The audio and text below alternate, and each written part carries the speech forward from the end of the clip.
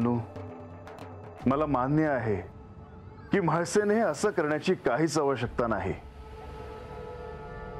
मी तिला थेट सांगून आलो असतो तर बरं झालं असतं. गणोबा आता देवगडावर येणार नाहीत. ते हतच राहत्याल माझ्या संग.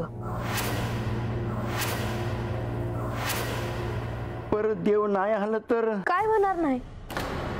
ते हत राहून भी त्यांचं समद्यांवर ध्यान राहील. गणोबा तुम्ही गडावर जा. तुमची जी कामं आहेत ती तुम्ही नेटाने करा. म्हणजे तुम्ही खरंच येणार नाही? नाही येणार ते. गणोबा म्हाळसेसाठी मी लिखित संदेश देतोय, तो तिच्यापर्यंत पोहोचवा. जी.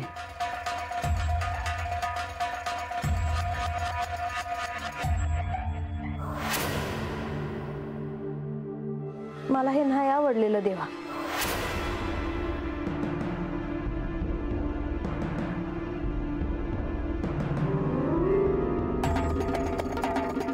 सांगून पाहिलं, किती समजावून पाहिलं, पण नाहीच, ऐकायलाच तयार नाहीत. मुळे अहो पुरे झाले आता. घ्या तुम्ही, मलाच बोला. तुम्हीच सांगा आता काय करणार आपण. अक्का काय झालं? कसलं काय? म्हणजे आले का देवगडावर? छे, आम्ही त्यांना कितीदा समजावण्याचा प्रयत्न केला, सांगायचा प्रयत्न केला, पण त्यांनी सांगितलंच की ते येणार नाही. आता हो काय करायचं? देवींना कसं सांगणार? तू उगीच तिला जाऊन सांगू नकोस म्हणजे झालं. पण म्हाळसाला हे सगळं सांगावंच लागेल. तिचा राग तुम्हाला ठाऊकच नाही जणू. अहो रागाच्या भरात काय करेल कुणाच ठाऊक. आता मलाच कळत नाही काय करावं. काही झालं तरी म्हाळसाला हे सगळं सांगणं आपलं कर्तव्य आहे. आपल्यालाच म्हाळसाकडे जायला हवं.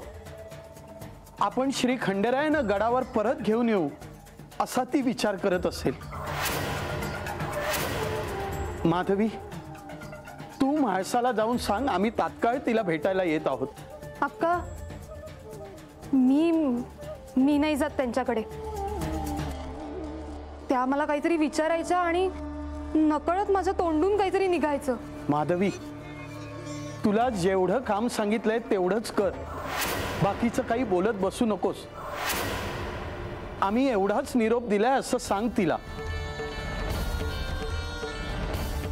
जा.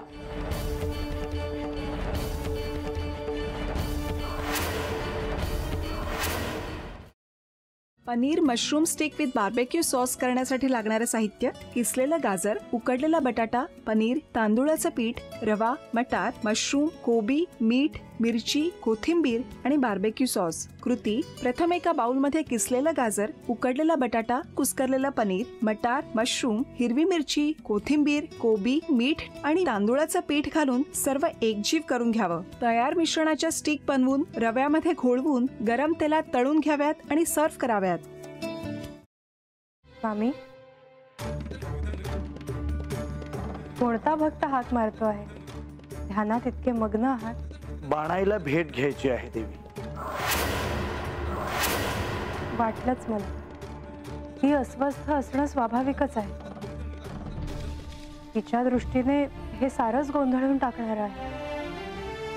अशा वेळी तिला तुम्हाला किंवा मला भेटावं असं वाटणं हे स्वाभाविक आहे. नमस्ते अंकल जी. वो हमें आपसे कशा करता आलेस तू इथे? विकीची चाळी करायला? काय समजतो काय स्वतःला तू? अरे आजारपणात माझा जीव वाचला म्हणून घरातल्या पोरी बाळींवर. अरे कुठून कुठून येता तुम्ही, नाही ते उद्योग धंदे करता इथं. खपवून घेणार नाही मी सांगतो तुला. मी फार वाईट माणूस आहे लक्षात ठेव. पोलिसात देणार होतो तुला. केवळ विकी आडवा आला म्हणून लक्षात ठेवलं, ते इथून दिंड काढणार होतो तुझी मी. मामा आता आपण काहीच करू शकत नाही.